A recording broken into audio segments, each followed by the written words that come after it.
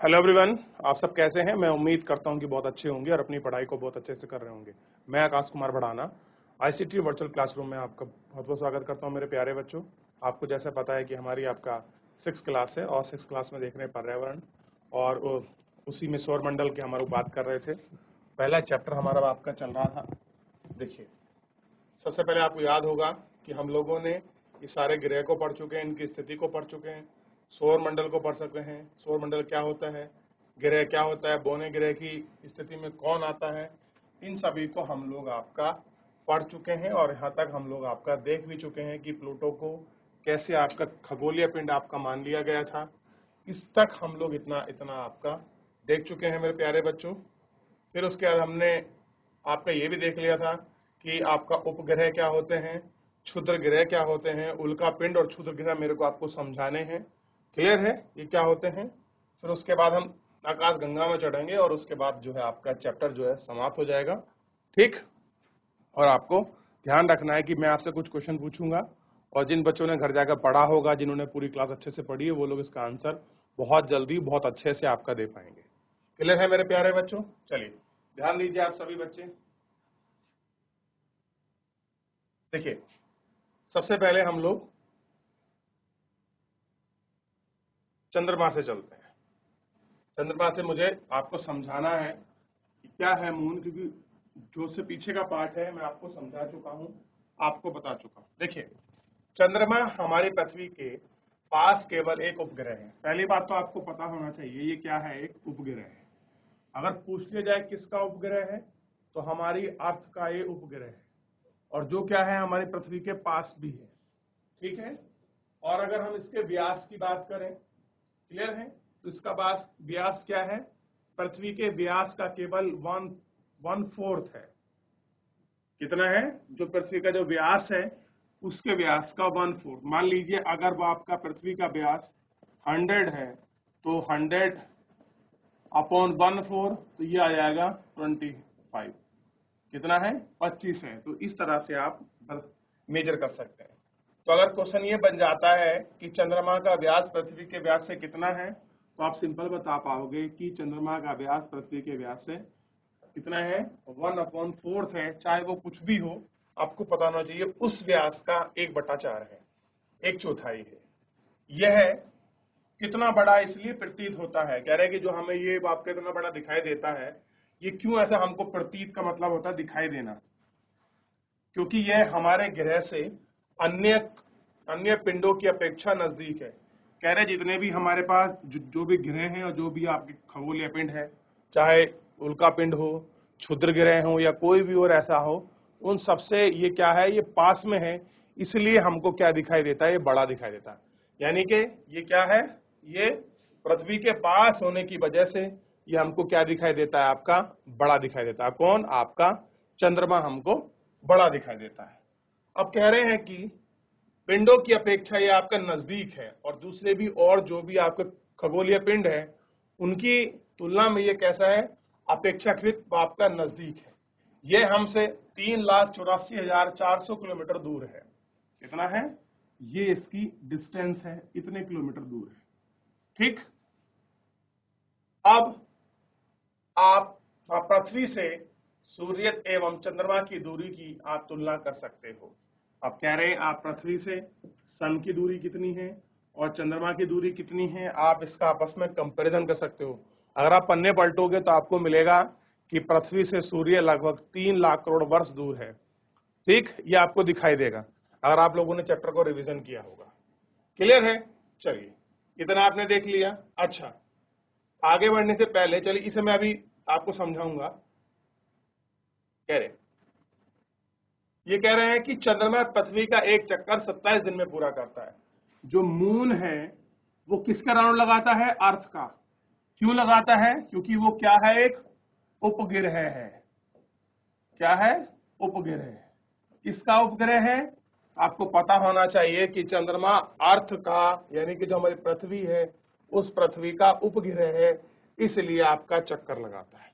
Clear है। और अगर आपसे पूछ ले कितने दिन में ये एक चक्कर पूरा करता है, तो लगभग आपका 27 दिन में ये एक चक्कर को आपका पूरा करता है। और कह रहे हैं कि इतने ही समय में ये अपनी कक्ष पर भी घूमता है।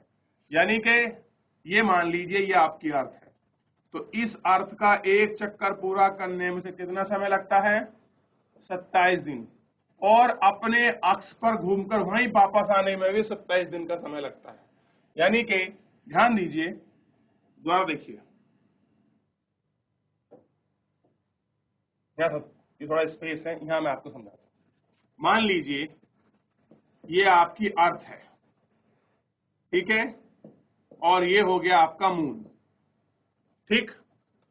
अगर ये इस तरह से पृथ्वी के चारों तरफ आपका एक चक्कर लगाए तो ये एक चक्कर लगता है 27 डेज में। कितने दिन में लग रहा है? 27 दिन में एक चक्कर लग रहा है। क्लियर हो गया इतना? ठीक। ये कह रहे हैं कि अपने अक्ष पर, अक्ष का मतलब समझिए, चंद्रमा ने अगर यहां से चलना प्रारंभ करा और वापस अपनी उसी स्थिति में आया, उसको क्या बोलते हैं? एक राउंड बोलते हैं, अपने अक्ष पर घूमना। एग्जाम्पल समझिए, देखिए मैं यहां खड़ा हूं, ध्यान दे इस तरह से, अभी मैं यहां खड़ा हूं और मैं इस तरह से घूमकर इस तरह से पूरा यहां वापस आ जाऊं, ये कैसा हुआ? ये मेरी अपने अक्ष पर, अक्ष मतलब जिस बिंदु पर, जिस एडी से जिस पैर पे मैं खड़ा हूं, उस पर एक राउंड पूरा करने में जितना समय लगता है उसको बोलते हैं अपने अक्ष पर घूमना। तो वो क्या हुआ? अक्ष हो गया, अपना तल हो गया, उस पर घूमने कितना समय लगता है? 27 दिन। जैसे पृथ्वी को अपने अक्ष पर घूमने में 24 घंटे का समय लगता है। आप देखते होंगे पृथ्वी जैसे जैसे आपका घूमती है वैसे ही वैसे आपका मूव, आपका जो समय है वो आपका परिवर्तन होने लगता है। सुबह पृथ्वी मान लीजिए यहां दिखाई दे रही, तो आपको सन निकलता हुआ दिखाई देगा। धीरे धीरे धीरे आप लोग देखेंगे धूप वहां से बहुत तेज हो जाएगी 12-1 बजे के बाद, और धीरे धीरे आपका शाम हो जाएगी और फिर रात्रि, फिर मॉर्निंग। ये क्यों होता है? ये पृथ्वी के घूर्णन की वजह से होता है। कौन सा घूर्णन? पृथ्वी का अपने अक्ष बिंदु पर घूमना। अक्ष बिंदु पर मान लीजिए मैं यहां खड़ा हूं, अभी मैं पृथ्वी हूं, ऐसे मानिए, और आप सब मेरे क्या हैं? आपका सूर्य है। अगर मैं इस तरह से आपको घूम रहा हूं, जब मेरा फेस यहां होगा सामने, ऐसे देखिए, ये निकला सन, यहां पर होगा सन, तो पृथ्वी कैसी होगी? मॉर्निंग फेस में होगी, ठीक। और जैसे ही धीरे धीरे धीरे धीरे आपका पृथ्वी घूमती रहेगी, सन सामने आता रहेगा, प्रकाश धूप आपकी बढ़ती रहेगी, और धीरे धीरे जैसे मुड़ते रहेंगे तो पृथ्वी पर क्या हो जाएगा? बैक पॉइंट पर आता रहेगा, और क्या हो जाएगा? आपका शाम हो जाएगी, संध्या, और रात्रि में बिल्कुल ब्लैंक, और वापस फिर यही मॉर्निंग आ जाएगा। तो इस तरह से पृथ्वी अपने अक्ष पर जब घूमती रहती है तो क्या होता है? हमारे दिन और रात का परिवर्तन होता है, ठीक। उसी के साथ क्या होता है? जैसे ही पृथ्वी सूर्य का चक्कर लगा रही होती है तो पृथ्वी का भी कोई चक्कर लगा रहा होता है, और उसका नाम है चंद्रमा। अगर क्वेश्चन पूछ लिया जाए कि पृथ्वी का कौन चक्कर लगाता है, तो आपको क्लियर होना चाहिए कि पृथ्वी का चक्कर एकमात्र उपग्रह लगाता है, और उसका नाम क्या है? आपका चंद्रमा। क्लियर है? और आपको पता होना चाहिए कि जो आपके उपग्रह हैं वो 2 प्रकार के होते हैं। एक होते हैं प्राकृतिक उपग्रह, और एक होते हैं आपका मानव निर्मित उपग्रह। प्राकृतिक उपग्रह क्या होते हैं बच्चे? देखिए, जैसे चंद्रमा है, इसको हमने तो बनाया नहीं है, नेचर ने बना के दिया, तो हमने क्या कह दिया इसको? ये प्राकृतिक आपका चंद्रमा है। क्या है ये? आपका प्राकृतिक चंद्रमा। और आप देखिए, दूसरा हम लोग बात कर रहे थे कुछ ऐसे उपग्रहों की। क्लियर है? ध्यान दे रहे हैं? चलिए वापस एक बार दोबारा देख लीजिए। देख लिया आप लोगों ने? ये देखिए, ये है आपका रॉकेट लॉन्चर। रॉकेट लॉन्चर से आपका कोई भी आपने सैटेलाइट, कोई भी उपग्रह, कैसा उपग्रह? मानव निर्मित उपग्रह। क्लियर है? एक प्रकार का कंप्यूटर मशीन है। हमने इसको रॉकेट में भेजा, ऊपर जाके अंतरिक्ष में क्या हो गया? ये खुल गया, इसको पेलोड बोलते हैं। ऊपर जाकर और इस तरह से हमको फाइनली जो हमारा उपग्रह है वो हमको मिल गया। ये इस तरह का जो उपग्रह है, ये इसमें सौर आपका पैनल लगे होते हैं, और ये होता है उपग्रह पूरा, यानी कि इसको ही कहते हैं उपग्रह। आप देखते होंगे आज आप टीवी, मोबाइल, इंटरनेट, और जो मैं आपको क्लास पढ़ा रहा हूं, वर्चुअल क्लास पढ़ा रहा हूं, इसमें सबसे बड़ा योगदान किसी का है तो इसका है। क्योंकि जो हम लोग पढ़ा रहे हैं उसकी ब्रॉडकास्टिंग रे कहां जा रही है? आपका सैटेलाइट पर जा रही है, इस उपग्रह पर जा रही है आसमान में, और इससे वापस टकरा कर कहां आ रही है? आपकी क्लास में पहुंच रही है। क्लियर है? ये कैसा है? ये मानव निर्मित है, ये कृत्रिम उपग्रह है। किसके लिए प्रयोग करते हैं? आप देखते हैं कि आज से 10 साल पहले या 20 साल पहले मोबाइल नेटवर्क इतना अच्छा नहीं था। आज देखिए, आज आप लोग वीडियो कॉल कर सकते हैं, इंटरनेट देख सकते हैं, आप कहीं से भी देश दुनिया की पूरी खबर अपने मोबाइल पर रख सकते हैं। हर कोने क्षेत्र में आप वीडियो कॉल, स्काइप और जूम, ना जाने कितने ऐसे मीडियम हैं जिनसे आप मीटिंग कर सकते हैं वर्चुअली। क्लियर है? तो ये सब किसके माध्यम से होता है? ये संचार, कम्युनिकेशन के माध्यम से होता है, और ये सब उपग्रह हैं। और किस पर काम करते हैं? जिस तरह से चंद्रमा सूर्य के चक्कर लगा रहा होता है, ये भी क्या कर रहे होते हैं? अर्थ के चक्कर लगा रहे होते हैं। क्लियर हो गया? और इनको कहां स्थापित करते हैं? पृथ्वी की कक्षा में। कक्षा मतलब वो क्षेत्र जहां पर पृथ्वी अपना राउंड कर रही होती है, उसके साथ ही हम लोग छोड़ देते हैं। कोई अगर मेरे को वीडियो मिलेगी तो मैं आपको वीडियो जरूर दिखाऊंगा। क्लियर है? चलिए, ध्यान रहेगा इतना, आगे बढ़े। तब बच्चों, आप मुझे बताइए कि अपने अक्ष पर घूमना और किसी का चक्कर लगाने, दोनों में अंतर होता है कि नहीं होता है? आपको समझ आया कि नहीं आया?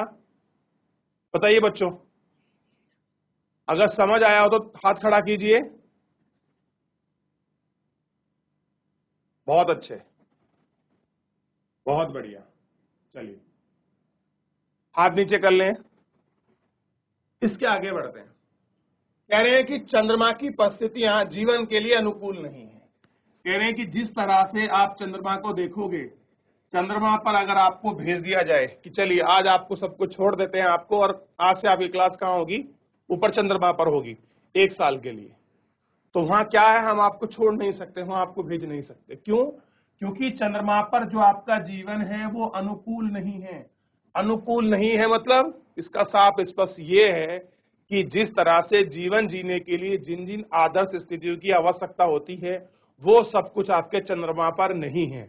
इसीलिए अभी तक चंद्रमा पर जीवन नहीं खोजा जा चुका है। क्लियर हो गया? क्या हुआ कि चंद्रमा पर अभी तक जीवन खोजा नहीं जा चुका है, और यही कारण है कि अभी तक हम लोग आपका चंद्रमा पर नहीं रह सकते। लेकिन हमारे वैज्ञानिक इस दिशा में पूरा प्रयास कर रहे हैं कि कुछ ऐसा संभव हो पाए कि हम चंद्रमा पर जा पाए। चलिए, ध्यान दीजिए। कह रहे हैं कि इसकी सतह पर आपके क्या मिलेंगे? आपको चंद्रमा पर आपको पर्वत भी मिलेंगे, आपको मैदान भी मिलेंगे, और आपको गड्ढे भी हैं जो चंद्रमा की सतह पर छाए बनाए रहते हैं। क्या बनाए रहते हैं? चंद्रमा पर छाया बनाए रहते हैं। पूर्णिमा के दिन चंद्रमा पर इसी छाया को देखा जा सकता है। और कहते हैं जिस दिन आपका पूर्णिमा का मतलब क्या होता है? Full moon. पूर्णिमा का मतलब मैं आपको पहले बता चुका हूं, क्या है? फुल मून है पूर्णिमा का मतलब। जब आपको आसमान में पूरा एक गोल आपको चंद्रमा दिखाई देगा तो आप क्या कहेंगे? ये आपका फुल मून है। क्लियर है? तो ये था आपका चंद्रमा। क्लियर है? अब देखिए, इस तरह से दिखाई देता है या कुछ अलग दिखाई देता है? वास्तव में इस तरह का है आपका चंद्रमा। चलिए, थोड़ा सा दोबारा पढ़ लेते हैं, कोई दिक्कत नहीं है। जीआईसी रीटा खाल, आप लोग खड़े हो जाइए बच्चों, फिर पढ़ते हैं, फिर दोबारा समझेंगे। जीआईसी रीटा खाल, शाबाश, माइक ले लें आप। Good morning sir. Very good good morning. Morning क्या सर। नाम है आप? गुड मॉर्निंग, क्या नाम है आपका? सर संगीता। संगीता। संगीता, आपको समझ आया अपने अक्ष पर घूमने का मतलब क्या होता है? जी सर। पक्का? जी सर। चलो ठीक है, अच्छी बात है। पढ़िए। क्षुद्र ग्रह। क्षुद्र ग्रह तारों, ग्रहों एवं उपग्रहों के अतिरिक्त असंख्य छोटे पिंड भी सूर्य के चारों ओर चक्कर लगाते हैं। इन पिंडों को क्षुद्र ग्रह कहते हैं। ये मंगल एवं बृहस्पति की कक्षाओं के बीच पाए जाते हैं। चित्र 1.2। वैज्ञानिकों के अनुसार क्षुद्र ग्रह के ही भाग होते हैं जो कि बहुत वर्ष पहले विस्फोट के बाद ग्रहों के टूटकर अलग अलग हो गए। ठीक है, चलिए जी ऐसे रीटा खाला, कोई और बच्चा?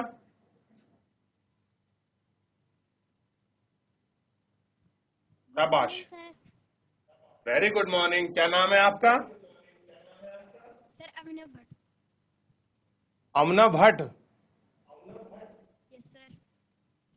चलिए, तो आप बताओगे क्षुद्र ग्रह क्या होते हैं?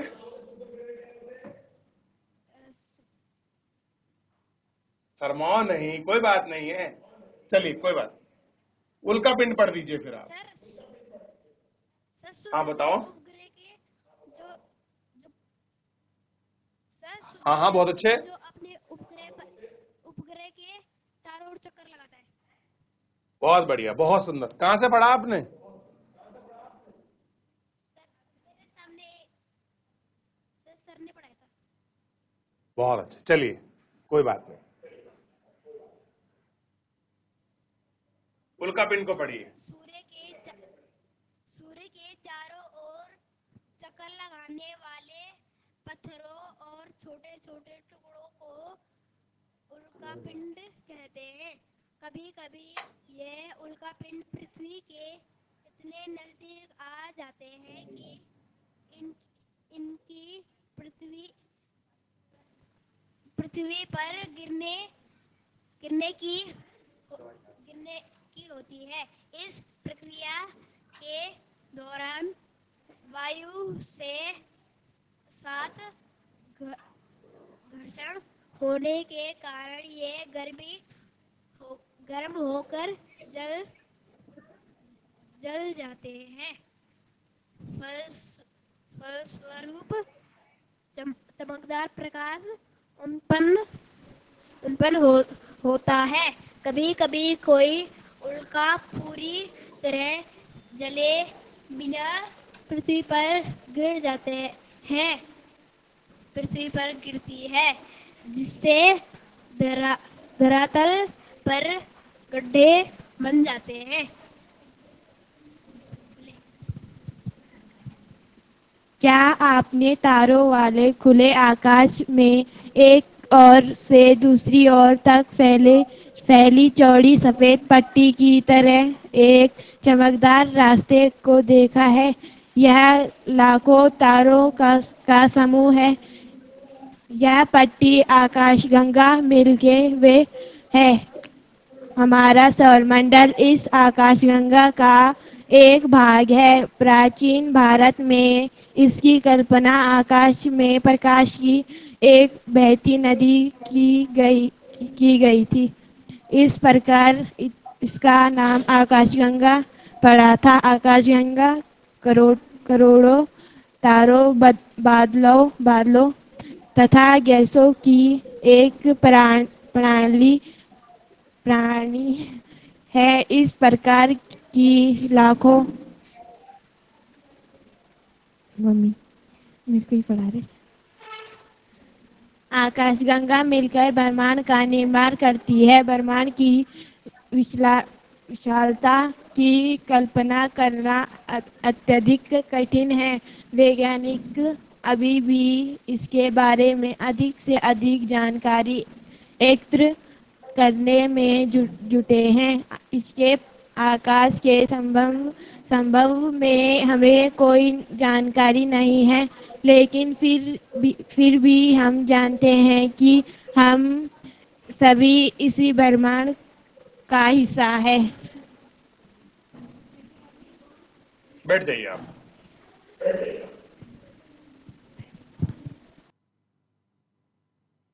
चलिए, सबसे पहले थोड़ा पढ़ते हैं क्षुद्र ग्रह के विषय में, वापस उल्का पिंड में आएंगे।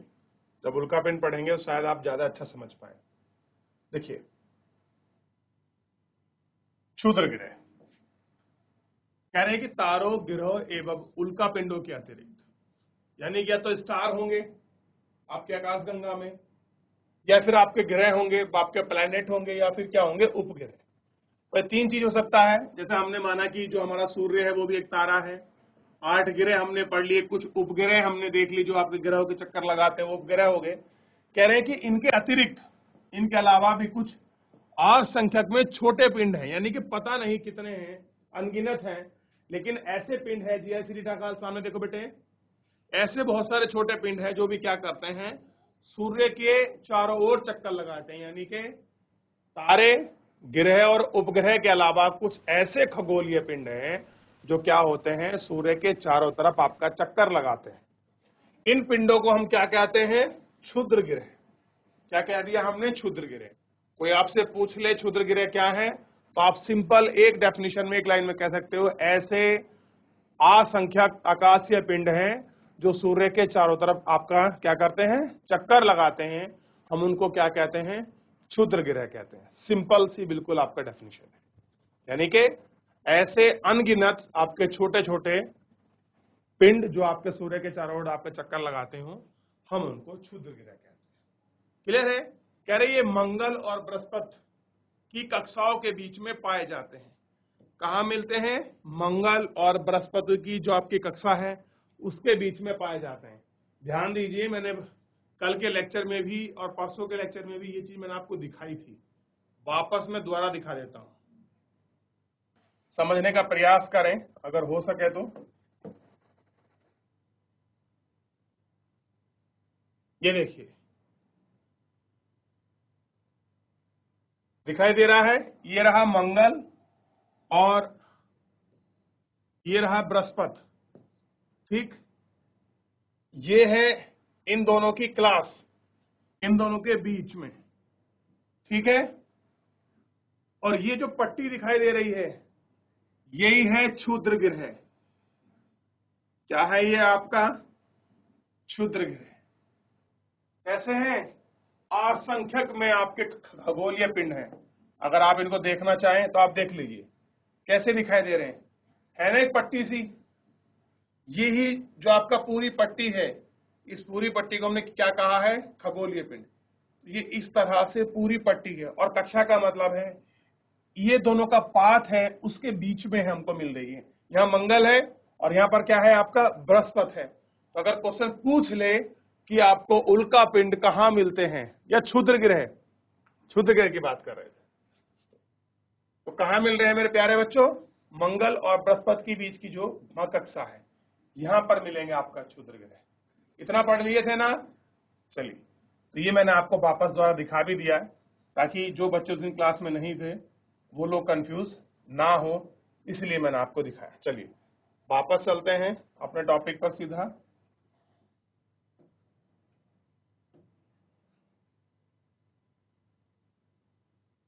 ठीक है, ये क्लियर हो गया। और कह रहे हैं कि वैज्ञानिकों के अनुसार क्षुद्र ग्रह ग्रह के ही भाग हैं, और पूछ ले तो जो हमारे ग्रह रहे हैं इनके ही भाग हैं, यानी कि कभी ये ग्रह से टूटकर अलग हो गए थे या कुछ ऐसा विस्फोट हुआ होगा बहुत वर्ष पहले जिससे ये क्या हो गए आपके टूटकर अलग हो गए। ठीक है, बात कर रहे हैं उल्का पिंड की। उल्का पिंड को समझिए बड़ा आसान है, कुछ है नहीं उल्का पिंड में, सिंपल है। सूर्य के चारों ओर आपके चक्कर लगाने वाले पत्थर के छोटे छोटे टुकड़ों को क्या कहते हैं, उल्का पिंड। यानी कि पत्थर के अगर कोई छोटा टुकड़ा है, ध्यान दीजिए, जियासी रीटा खाल, जियासी ज्ञानसो और जियासी सियालदे, ध्यान दीजिए। तो क्या कह रहे हैं, सूर्य के चारों ओर छोटे छोटे जो पत्थर के टुकड़े हैं उनको क्या कहते हैं, उल्का पिंड। और जैसे ही ये उल्का पिंड आपके पृथ्वी के नजदीक आने लगते हैं, मान लीजिए आसमान से जैसे ये पास आ रहे हैं पृथ्वी के, तो पृथ्वी के पास आने के कारण पृथ्वी के वायुमंडल में जब ये पहुंचते हैं तो ये क्या करने लगते हैं, धूल गैस के कणों से के साथ ये आपके टकराते हैं और उनमें क्या करते हैं, फिक्शन करते हैं, घर्षण करते हैं। उसी घर्षण और फिक्शन के कारण देखिए क्या कह रहे हैं, वायु के दौरान ये घर्षण करने के कारण ये गर्म होकर जलने लगते हैं। आप सुनिए, हमारा ऊपर में अगर आप जाओगे कितने जगह धूल के कण, जल वाष्प इत्यादि हैं, जब उनके साथ कोई आसमान में पिंड गिरेगा तो आपस में क्या करेगा, फ्रिक्शन करेगा। और आप जानते हैं जब दो पत्थरों को आप इस तरह से करते हैं तो उनमें लाइट जलती, चिंगारी जलती है कि नहीं जलती है। तो उसी प्रकार से ये आसमान में फिक्शन करते हुए आते हैं जिसके कारण क्या होते हैं, ये जलने लगते हैं। ठीक, ये आपका इस तरह का कुछ क्षुद्र ग्रह होता है जो पहले मैं आपको बता रहा था। ठीक है, और क्या होते हैं, ये आसमान में आने के बाद आपके जलने लगते हैं। क्लियर है, ये ध्यान दीजिए। अब थोड़ा समझिए, इस पॉइंट को समझने का प्रयास कीजिए, बस आपको सब कुछ क्लियर हो जाएगा। ध्यान दें, देखिए ये है हमारा ब्रह्मांड। ब्रह्मांड मतलब यूनिवर्स, जिसको हम आम भाषा में आकाश कहते हैं। हमें नहीं पता कि इसकी लंबाई कितनी है, इसकी दूरी कितनी है, ऊंचाई कितनी है, कहां तक इसका विस्तार है, हमें कुछ नहीं पता। और कह रहे हैं कि हमारी एक गंगा है मिल्की वे, जिसको हिंदी में कहते हैं आकाश गंगा, और ना जाने कितनी सारी लाखों करोड़ों आकाश गंगाओं से मिलकर क्या बनता है, आपका ब्रह्मांड बनता है। क्या बनता है? ब्रह्मांड बनता है। ठीक, और यानी कि बहुत सारी आकाश गंगाएं मिलाकर क्या बनाती हैं? ब्रह्मांड को बनाती है। उसी आकाश गंगा का एक प्रमुख तारा है जिसका नाम है सौरमंडल, और इसका सबसे इंपॉर्टेंट तारा कौन सा है? सूर्य। ठीक, और सूर्य के ही कितने ग्रह हैं? 8 ग्रह हैं, और 8 ग्रह में से एक ग्रह क्या है आपका? पृथ्वी है।